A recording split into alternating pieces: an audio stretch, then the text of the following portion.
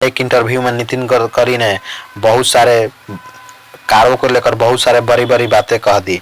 नितिन गडकरी के इस फैसले से लग्जरी कार हैं जैसे BMW हो गया, मर्सिडीज हो गया, ये कारें क्या देश में बंद हो सकती हैं, इसके बारे में हम विस्तार से जानते हैं। अगर आपको पूरी जानकारी लेना है तो वीडियो में रहे, नहीं तो यहीं से स्किप करके निकल जाए। चर्चा में क्यों है? नितिन गडकरी ने मंगलवार को पेट्रोल और डीजल को लेकर जैसे ईंधन दूर जाने की जरूरत बताई है। उन्होंने पेट्रोल और डीजल से दूर रहने की जरूरत बताई है कि लोग कम ज़्यादा दूर रहने का मतलब यानी कि कम यूज करें, और डीजल रन जनरेटर जैसे उपकरण को भी प्रस्तावित करने पर विचार कर सकता है। वित्त मंत्री के अतिरिक्त 10% GST इन वाहनों का प्रदूषण कर के रूप में लागू किया जाएगा। नितिन गडकरी ने कहा है कि जितना प्रतिशत अभी टैक्स लग रहा है इन वाहनों पर संचालित डीजल पेट्रोल से, उन पर और 10% हम टैक्स लगाएंगे। इसी बात को लेकर चर्चा में है ये न्यूज। पॉलिसी सर्कल में पुशबैक के अनुरूप गिरावट के तुरंत बाद क्या हुआ? क्योंकि मंत्री स्टेटमेंट स्पष्टीकरण के बावजूद और पेट्रोलियम प्राकृतिक गैस मंत्रालय द्वारा नियुक्ति समिति की 3 महीने का एक प्रतिबंध की सिफारिश की गई। 1 मिलियन से अधिक आबादी वाले शहर में 2027 तक डीजल कारों पर 28% लग सकता है। यानी कि उनका कहना है कि जैसे ही इनका स्टेटमेंट आया, डीजल पेट्रोल कारों की कीमत गिर गए, उनकी व्यापकता के रूप में गिरावट होने लगा। बहुत से कंपनियां क्या किया, जो बनाने की कंपनियां हैं उनको कम कर दी। हालांकि उन्होंने ये भी कहा कि 1 मिलियन से अधिक आबादी वाले शहर में 2027 तक डीजल का 4 पहिया वाहन, सरकार पहले से ही डीजल पर करों पर 28% लगाती है। यानी कि जो डीजल के कार बनाती है, यानी मानिए कि ऐसे 100 रुपये में बनाती है तो उस पर 28 रुपये सरकार का देना पड़ेगा। साथ ही इंजन क्षमता के आधार पर अतिरिक्त सेल कुल लगभग 50% ले जाती है। जैसे कि बड़े बड़े कंपनियां हो गया, ट्रक हो गया, बस हो गया, यानी कि उनके इंजन के क्षमता पर, यानी इंजन ज़्यादा पावर वाला है उस पर 50% टैक्स लगाती है। यानी कि 100 रुपये का बनाएगा तो 50 रुपये सरकार को देगा। इसके बारे में अगले स्लाइड में हम जानेंगे कि क्या क्या किस तरह होता है। डीजल पर सख्ती क्यों? गडकरी की टिप्पणियों और पैनल की रिपोर्ट को ग्रीन हाउस के गैस उत्सर्जन को कम करने और 2070 तक शुद्ध शून्य लक्ष्य को प्राप्त करना है। लक्ष्य के हिस्से में रूप में नौकरियां ऊर्जा से भारत की बिजली का उत्पादन के लिए भारत सरकार ने कहा गया है कि उद्देश्य का पालन कीजिए। डीजल भारत के पेट्रोलियम उत्पादनों में लगभग 40% से लिए आता है। डीजल जो है भारत के पेट्रोलियम उत्पादन में 40% रिसेप्शन के लिए खाते हैं, यानी 40% पेट्रोलियम से उत्पादित हो जाते हैं। कुल डीजल की बिक्री 27% के आसपास 87% के आसपास है। परिवहन खंड के लिए ट्रक और बसों के साथ देश में लगभग 68% डीजल बिक्री के लिए लेखांक है। यानी कि डीजल के जो बिक्री है 87% है और सबसे ज़्यादा ट्रक और बसों के लिए खरीदा जाता है, लगभग 68% बिजली, 68% डीजल। उत्तर प्रदेश, महाराष्ट्र और हरियाणा भारत में बेचे जाने वाले डीजल का 40% क्या है, उसका भागीदार है। इन्हीं तीनों राज्यों से 40% हिस्सा आ जाता है। आप इसी समझ सकते हैं डीजल का कितना खपत है। डीजलों करों के बारे में क्या? मारुति सुजुकी ने 1 अप्रैल को 2020 से डीजल वाहनों को रोका है। सेगमेंट को फिर से दर्ज करने की योजना नहीं है। जो कार रोक दी है उसको बनाने की योजना अभी नहीं है। मोटर्स, महिंद्रा और होंडा अब 1.2 लीटर डीजल का उत्पादन नहीं करते हैं। डीजल वेरिएंट के केवल 1.5 लीटर या बड़े इंजन के लिए ही उपलब्ध है। बिक्री में उच्चतम बाजार हिस्सेदारी है। 47% यूनिट बिक्री अब तक 202 नए आवासीय कार्यक्रम में 28% से बढ़ी है।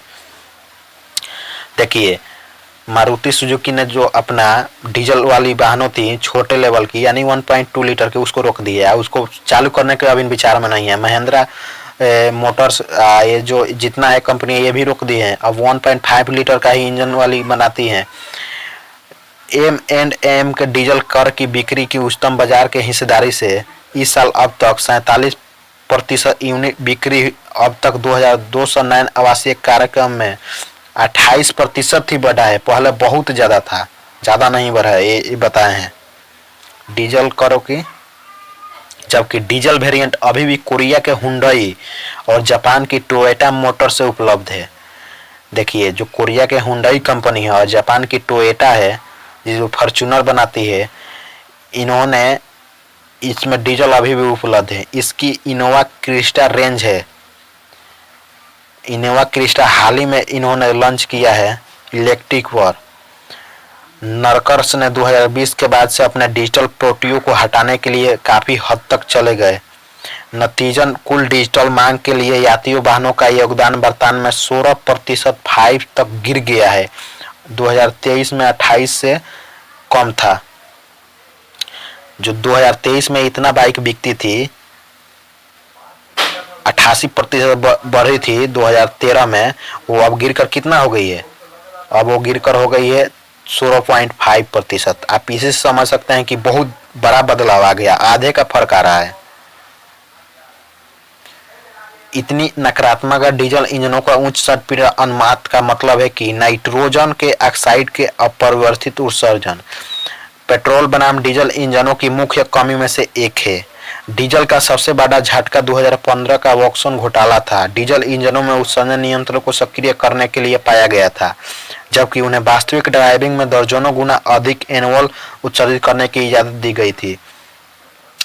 उनको देखिए, वॉक्सन एक घोटाला की थी जो डीजल उत्पादन में बहुत सारे ऐसे काम की 2015 में, और ये सब नकारात्मक चीज है जो कि इसके प्रति सरकार सशक्त रहेगी और आगे ऐसा काम करती रहेगी।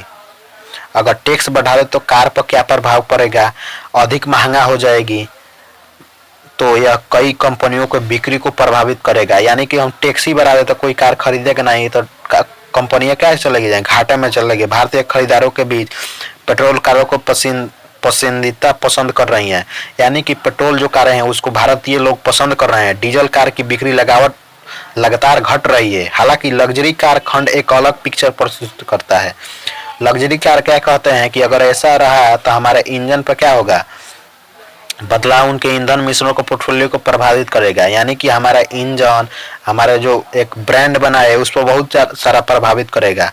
2023 में बाजार में हिस्सेदारी 33% थी, लेकिन 31% 2 और 21 से बढ़ी है। नतीजन डीजल वाहनों पर अतिरिक्त कर लगाए जाने पर लग्जरी कार निर्माता पर प्रतिकूल प्रभाव डाले जाएंगे। अगर टैक्स लगेगा तो लग्जरी कार पर भी ज्यादा टैक्स लगेगा। जैसे मर्सिडीज बेंज ने राइटर को चिंता व्यक्त की है यह बताते हुए, जो मर्सिडीज बेंज के राइटर्स हैं यानी उन्होंने इस पर चिंता व्यक्त की है। सरकार इस पर आगे क्या करेगी अब इन बहुत सी, जैसे कि निजी टैक्सियां, उपयोगिता वाहन और ट्रक मुख्य रूप में ईंधन दक्षता के कारण है। निवेश कर रहे कारों में ऐसे वाहनों की मांग को कम किया जा सकता है। वाहनों, ट्रकों और अन्य उपयोगिता को वाहनों के निर्माण में लगे ऑटोमोटिव्स की कुल बिक्री मात्रा को प्रभावित कर सकता है। ऐसे हो तो बहुत सारे कारें कम बिकेगी और लोग क्या करेंगे? ज्यादातर शिफ्ट होंगे इलेक्ट्रिक की ओर। इलेक्ट्रिक में बदलाव, अधिकांश ऑटोमोटिव ने पर्यावरण के अनुकूल इलेक्ट्रिक वाहनों को बनाना शुरू कर दिया है। लंबा सफर तय है, लेकिन ध्यान दिया जा सकता है कि जनवरी जुलाई की अवधि में ईवीएस की कारों की लगभग 2.5% का कर बिक्री के लिए जिम्मेदार है। सरकार उन्हें 2030 भी तक पहुंचाना चाहती है। टाटा मोटर्स में वर्तमान में भारत में नवजात ईवी है, यह इलेक्ट्रिक व्हीकल बना रही है। छोटे इलेक्ट्रिक व्हीकल टाटा मोटर्स बनाना शुरू कर दी है।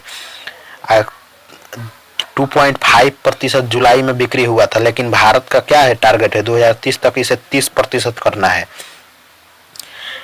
इससे जुड़े खबरों के लिए इस चैनल को सब्सक्राइब कर लें और ऐसे जानकारी सभी के पास शेयर करें ताकि उनको पता चले कि कारों में या रोड परिवहन में जैसे कि क्या क्या बदलाव होंगे और इससे वो अपडेटेड रहें। जय हिंद।